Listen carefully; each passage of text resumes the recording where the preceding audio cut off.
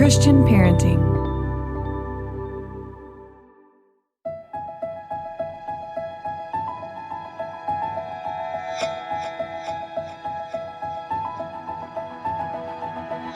Welcome to the Living Wholehearted Podcast. We are Jeff and Terra Mattson, a husband and wife team who is shrinking the integrity gap in our own lives and helping others do the same. I'm a leadership and organizational development coach, and Terra is a licensed marriage and family therapist. We believe that if you have a following, you are a leader, and how you lead matters. Whether you are leading in the home, work, or community, we are bringing you biblical, clinical, and relational wisdom to help you in every relationship that matters most to you. None of us do this perfectly, but we are leaning into the reality of our humanity and profound wisdom of grace.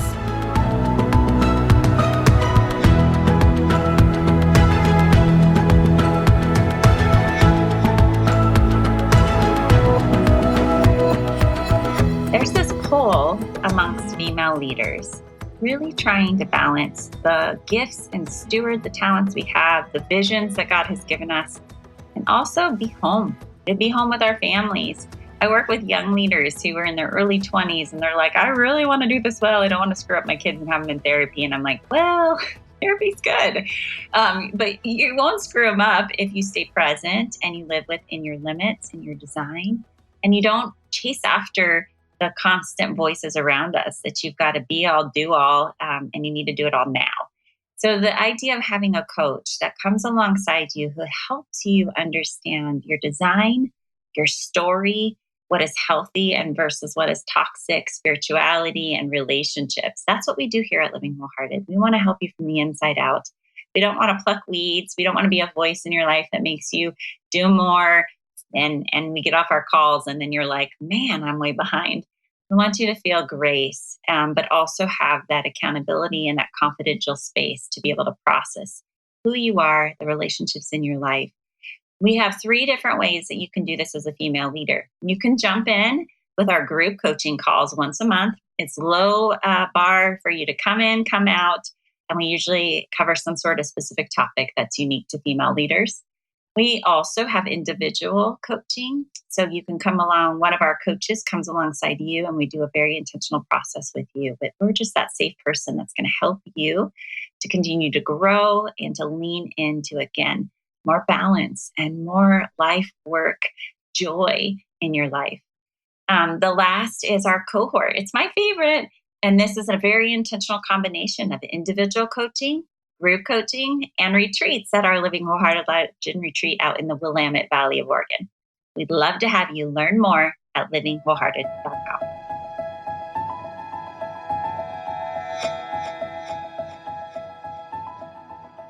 Well, welcome back to the Living Wholehearted Podcast with Jeff and Terra. That's us. And today we're going to be talking about blind spots. You know, as leaders, one of the tricky things is for our demands on our time and the intensity of our work and the fires that we're putting out, the lack of time to reflect and fill in the blank is actually having an awareness of our impact on others.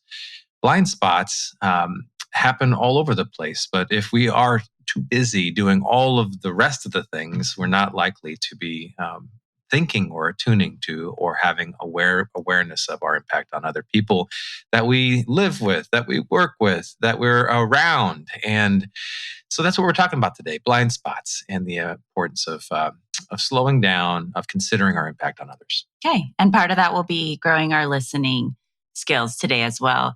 You know, I was thinking, so often people are not sure of all the things that we do here at Living Wholehearted and also Courageous Girls and the connection between leadership and parenting and all the things that we're doing, right? And this topic of blind spots is probably the most connected to all these places. You know, we could be a superstar at work and our high intensity, our go-getter, our performance, our productivity is praised and we are the spotlight and everybody's just in awe of us. And then we come home and we crash and our families get nothing from us.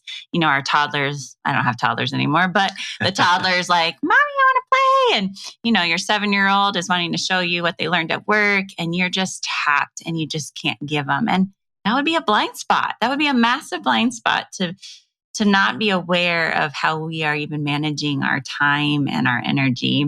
I remember to that note when the girls were tugging on your pant leg and you were looking at them. And I remember seeing it for the first time, it happening. Like I was observing my blind spots. I think it was Addie tugging on your leg saying, "Mommy," and you were looking directly at her, but you weren't there. You were thinking about other things.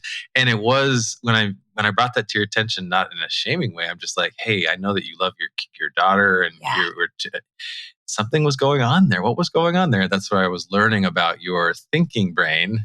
Yeah. And if I wasn't open to feedback, I hope most of the time, 80%, I do have the 20% time where I'm like, I don't want it from you. But if I'm open to the feedback, if I stay a whole healthy leader, right, who's saying, you know what, I want the people in my inner circle like you, my spouse, and my business partner to give me some feedback. That was helpful because it was, though I don't want to be a non-emotional, non-present parent who's there with my body, but not there with my heart, mind, and soul. Yeah. That's the reality of stress on our lives and multitasking and being called in expectations. And again, good things, especially for younger leaders who have all these dreams and these visions and these exciting things they want to do in life.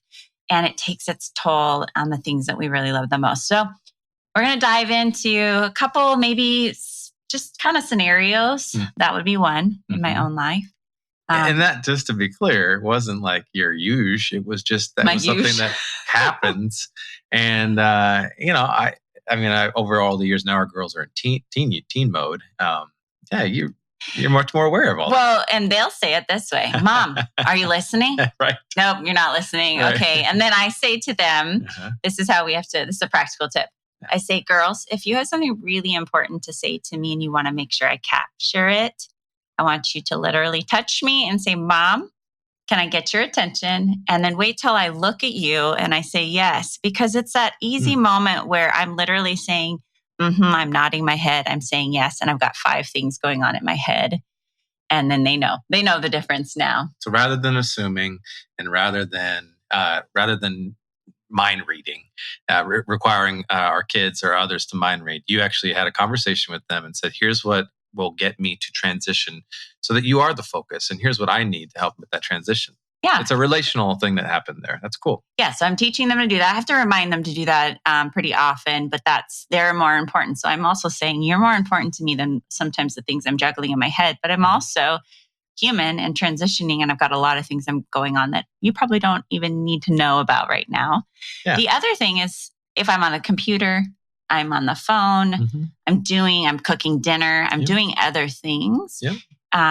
It's also something I can say to them to say, let me finish this one thing and then I'll be able to turn and pay attention. And if it's not urgent, that's fine to do. It's great to practice that with your 3-year-old, your 5-year-old, your 7-year-old, and now my 14 and 16-year-old. This translates to any environment, in the work environment, communicating to people, giving them a playbook or giving them a roadmap or something to aim for.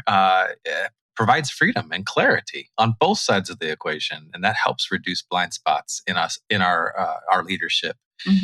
Is when we are attuning to people and connected to each other and giving each other sort of, here's what will work for me, what will work for you. The exchange there creates freedom.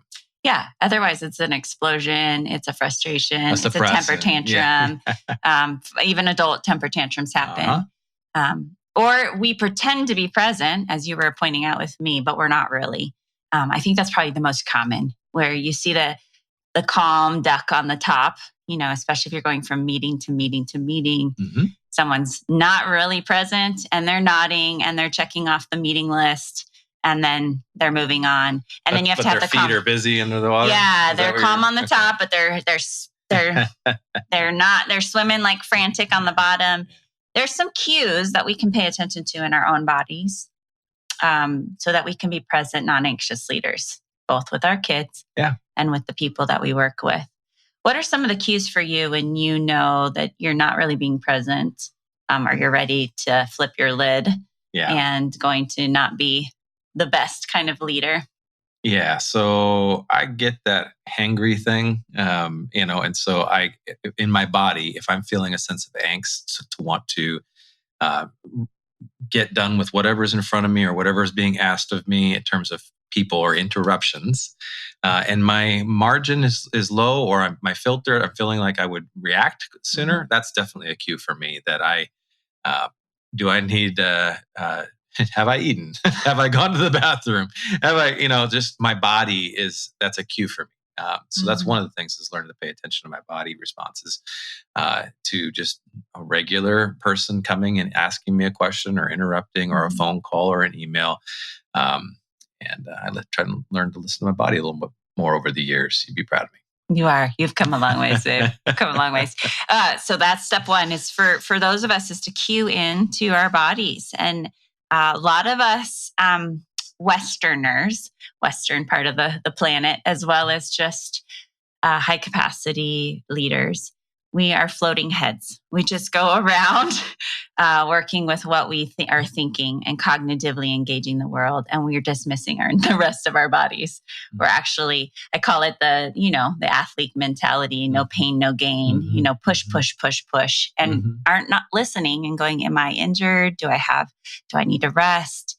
Am I really pushing it too hard? And you hear this often, right? Like, I'm busy. It's just a season.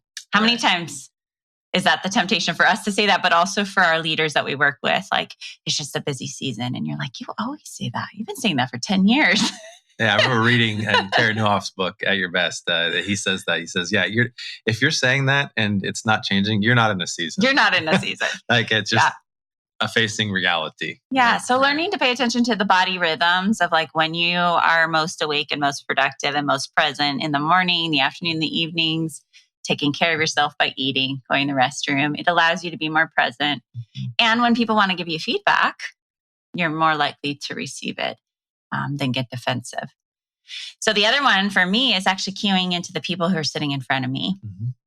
So instead of being lost in my head, which is my temptation with my wiring, to really cue in and look at their body language and to cue in and see what they're really needing. And if they're feeling heard and seen and known, or if we're both just kind of talking with no real engagement. So I'm paying attention to my own body, but I'm also paying attention and cueing into their body language and trying to slow down my own breathing.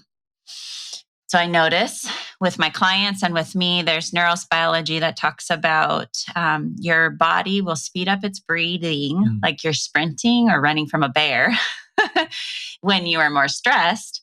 But when you're breathing slowly in through your nose, out through your mouth, you're tricking your body to be like, you're calm, you're peaceful. You're on the beach of Hawaii right now. And people can feel that from us as leaders, whether we're leading our little children or a board meeting. People feel the pace at which our body and our breath is. So I'm paying attention to my own breathing, and I'm paying attention to how someone sitting in front of me is also experiencing our time together. And the term is regulation, right? I mean, to be able to regulate in ourselves the things that we need to, so that we can have capacity to actually think about another person's perspective, notice these cues in their body language, attune to them and what their needs might be from an availability space. If we're not regulating, if I'm not regulating well in the moment, I got nothing to really give. It's actually not authentic. And so working to regulate and then helping others also learn how to regulate is good for any system at home or work or in the community. Okay, so I'm connecting a lot of dots. This is what I do. And you guys, some of you listeners love it. And some of you are like, I'm so confused. So hang with me. Jeff will bring us back to the linear world. But what you're saying is reminding me of a parenting thing. It's a tip. In terms of when we're not regulating well as parents or as kids. Okay. And we can even do this with our colleagues in a less parenting tone.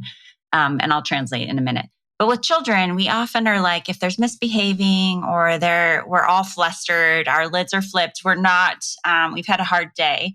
You'll hear parents say, go take a time out or go to your room. What that teaches kids is that I have to perform for you or be just what you want for you to be around me. And I don't think that's what we're trying to communicate as parents, but that's what it does communicate. And kids, especially your more relational children, feel punished when they're they don't know how to regulate yet. Yeah. So translate that over to changing it to, you know what? Mommy's feeling overwhelmed right now. You're feeling overwhelmed right now. Let's take a quick break. Why don't you go and give some suggestions for your kiddos, depending on their ages and their stage of life. You're kind of talking to them as a younger age. So I wonder what that would be like if you're talking to your teens. Well, same kind of thing. I You would wouldn't say we're both overwhelmed. Mommies. Yeah. Well, I'd say, hey, we're both feeling overwhelmed and a little bit testy with each other. Why don't we just take a quick break and then we'll come back and talk? So instead of a timeout, go to your room, you're grounded. Some of these things that we kind of are telling our child until you can perform, I don't want to be around you. It's more of we both need time to calm our bodies. Mm-hmm. And you're practicing this from age 3 all the way till 73. And this idea of just being able to say, what do I need to calm down? So our girls have learned, because we've talked with them about ideas. So Adonaya might go and literally just take time in her room. She might read. She might put some classical music on. She might play piano. Nevi might shoot some hoops, might do some coloring, might need to just go outside. I'm going to probably go get a task done or go to outside and use my 5 senses and smell.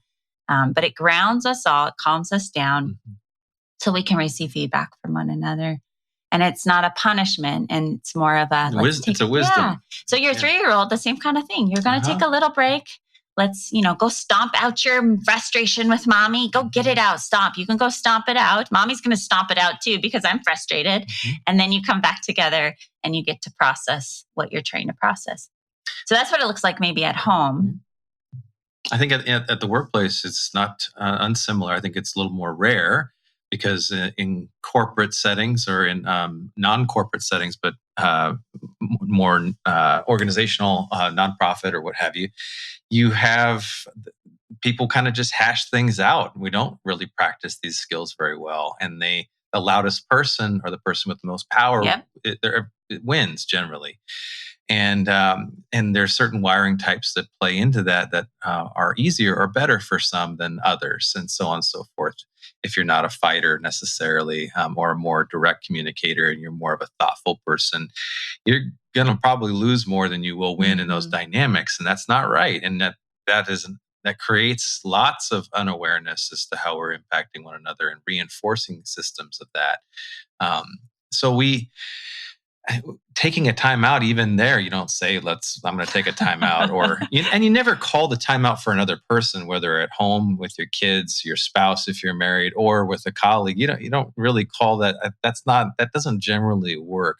Not adult to adult. But if you call the time out and even take it upon yourself as a leader in your organizational setting, even though it's your colleague or direct report that really may need that more, you're helping them. You're not making it worse. And we always have a choice to make things better or worse in relational dynamics. And in this case, calling the time out can be great wisdom to allow brains to calm down and come back. And so many cases in those scenarios, I help my clients, so you help yours as well in the executive coaching space, to be able to come back to the same thing that they were stuck on, but their brains are calmer and they're able to hear something that they couldn't hear before because one or both had kind of flooded brains where they were unable to do that. Yeah.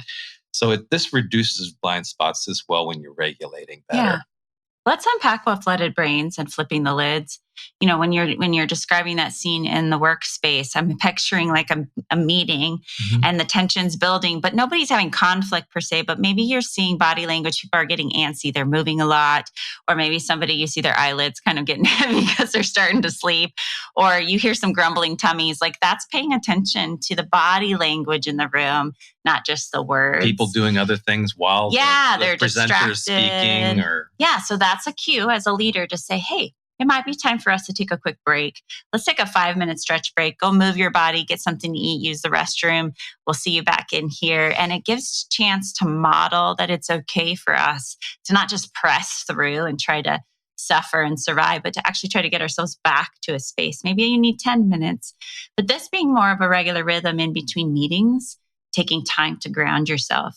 So flooded brains come from just the day. I mean, you can start at the most peaceful place in the morning. If you've got PTSD or trauma in your past, that doesn't happen very easily because the cortisol levels, the stress hormones, increase in the morning. So it's why people have a hard time sleeping well, or that runs interference. It kind of knocks your rhythms upside down. But for the most of us who don't deal with PTSD and ongoing interruptive trauma, you wake up and you're like, oh, it's a good day. But then all of a sudden that alarm clock, your coffee spills, I mean, there's just traffic. There's just all these things that are coming at you. You get a bill notice in the mail that you didn't expect would be 4 times bigger. You now have 4 meetings set on your calendar you didn't know you had. All these things that start to build up quickly start to create stress, external triggers, and your brain is mapping that out. And you have a downstairs and an upstairs brain. And your downstairs brain is where it's basically kind of running the emotional temperature of the world around you. Is it safe? What do you smell? What do you see? What do you hear? And that part of your brain's been with you since you were a little kid, baby. And the upstairs brain is the parent brain, I call it. It's the cognitive part of the brain. And that's the part where it's kind of doing rhyme or reason, A plus B equals C. And we get that part of the brain all the way through our adulthood up to 26 to 28 years old. So these both parts of the brains are working together. A healthy brain has both of those working for you. And when you're grounded and you've taken some calming time to slow down, you're going to be better emotionally in tuned and cognitively engaged. But when stressors come at us and we start to feel the pressures of life, the blood leaves the frontal lobe, the top upstairs brain, goes down to the downstairs brain. And now we're in what we call that fight, flight, or freeze. And most of us, especially high capacity leaders, are not in tune enough with the way we're engaging the world that we're in fight, flight, or freeze a lot of the time. Yeah, almost all the time. Yeah, I ask my leaders, like, where are you at? 0 being peaceful, 10 being intense, 5 to 10 is that fight, flight, or freeze. And most of the time they're at a 7, 8, or 9. Or they give that lower number thinking that that's not like the worst that they've ever had it. And they don't understand that they don't understand that their scale is off. Like they think, I didn't get shot.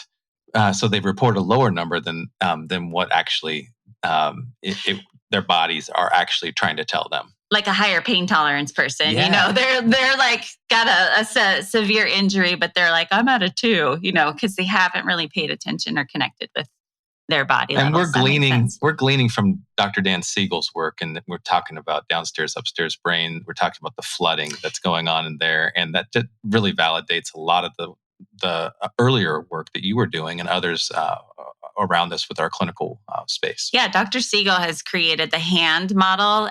We do some teaching on it online, but you can Google that and be able to find that research. We'll put it in the show notes as well. But he's got some great parenting pieces. We integrate this in Courageous Girls and in all the work we're doing with our leaders from executive coaching, with our trauma-informed counseling and our cohorts. We're helping leaders in the home and at work really start to regulate. Yeah. So that's the term to be able to calm your brain and to lead your body in the direction you want it to go. This is probably one of the greatest blind spots that we have when we're going around maybe saying the right things, doing the right things, but we're disconnected from our hearts and what we're really feeling emotionally, from our bodies. Mm-hmm. And it takes its toll, unfortunately, especially with long-term leaders. The longer you're doing this kind of pace of life, eventually your body burns out. Yeah, the burnout space. Yeah. I mean, I think you're right about the fact that it's one of the larger blind spots that high capacity leaders have in the sense that many of them, my clients, many of them are in a space where they feel it. They're sensing that I'm getting to this space, but they don't know what to do about it. And the how is something that we've been trying to provide leaders for a long time. Then they might try all kinds of things, like maybe I just need to eat better or exercise better, and then it becomes a list of shoulds. And they're missing some sides to it that aren't intuitive, right? And this is where getting good clinical help can be helpful, or good coaching. Yeah. And we do that trauma-informed coaching. So we're a hybrid. We're trying to integrate the both and coaching. So most of my coaching clients talk about traditional coaching. And they feel like by the end of their coaching sessions, they're supposed to go do more and be more productive. And so that's part of the difference is we're really trying to slow leaders down, not to make you less productive. We actually think you're going to have a greater impact because you'll be living in the lane you were designed to be, but you're going to have an impact in the direction you wanted it to have an impact. Just because you're aiming a bunch of places and hitting a bunch of marks, oftentimes leaders feel like it's the marks I wasn't intending or made to do when it comes to like my children, my marriage, the intentional way I wanted to lead with my team. And instead I'm being called over here to burn out fires all the time. Okay, we're getting a little off track because what I really wanted to talk about. Are we?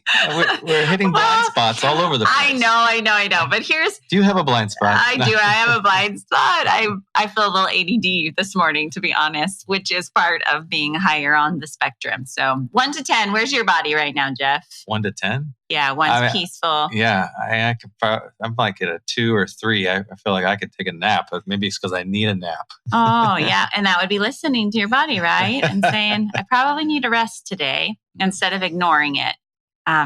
For me, I feel like I'm at like a 4 or 5. And I think this is ramping me up because I'm so passionate about this topic and several clients I was just talking to. In our book, Shrinking the Integrity Gap, we tell the story of Jesus, one of the best leaders ever. And we are, sorry, I'm going to edit that part out. So we tell the story of Jesus and we talk about the reality of he's probably the most grounded leader out there. You see him waking up in the mornings, having his time with the Father. He knows his identity.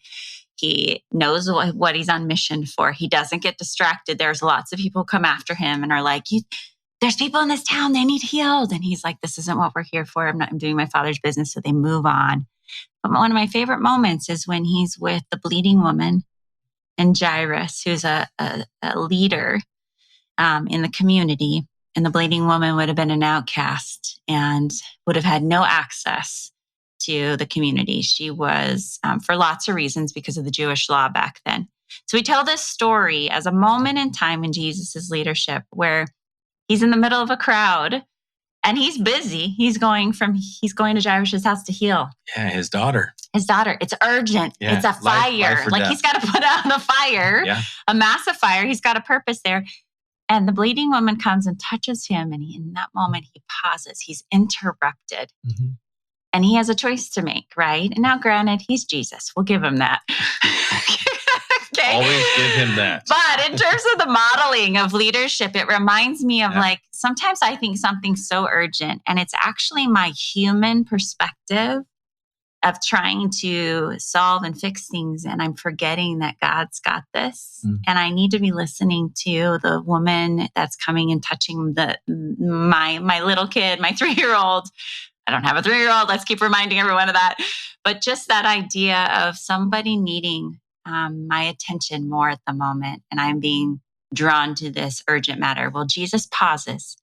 He turns to her and he recognizes her and restores her identity. And it's this powerful picture of just his grace and his love for a woman on the margins. Seen, present.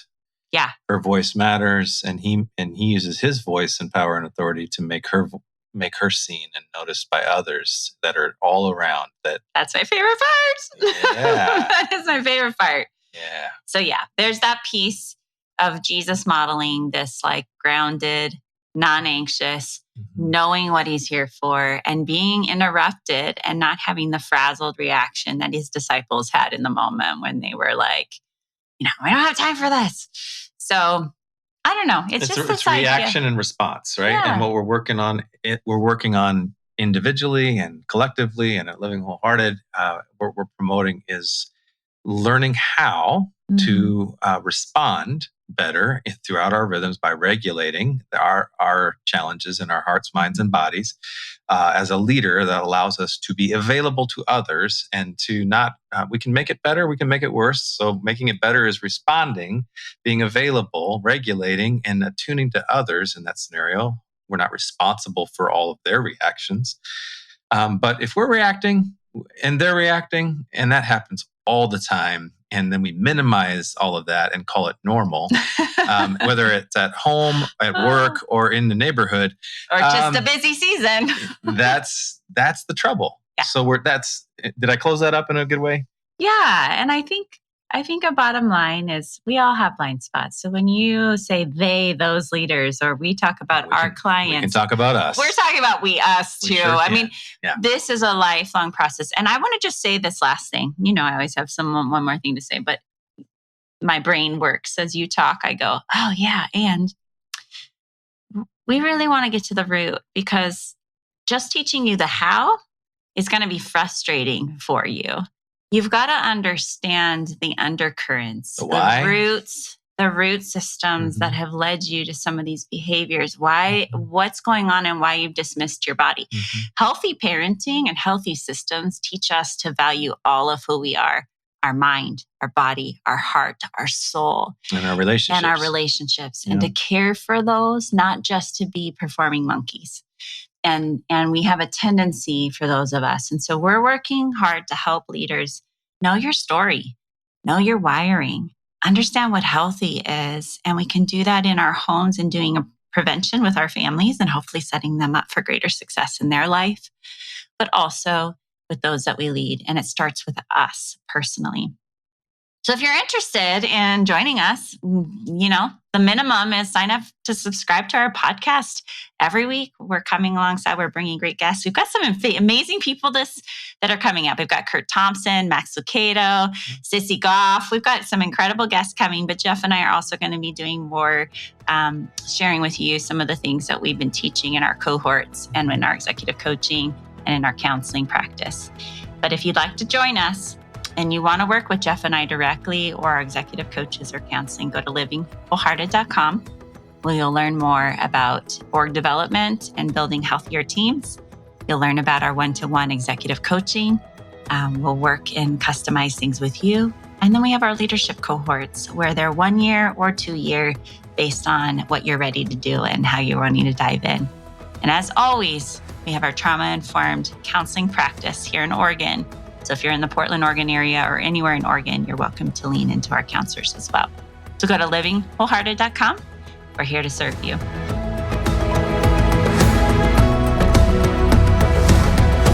This podcast is powered by Living Wholehearted, Courageous Girls, and the Christian Parenting Podcast Network. Thank you for joining us in this critical movement of shrinking our integrity gaps between what we preach and live.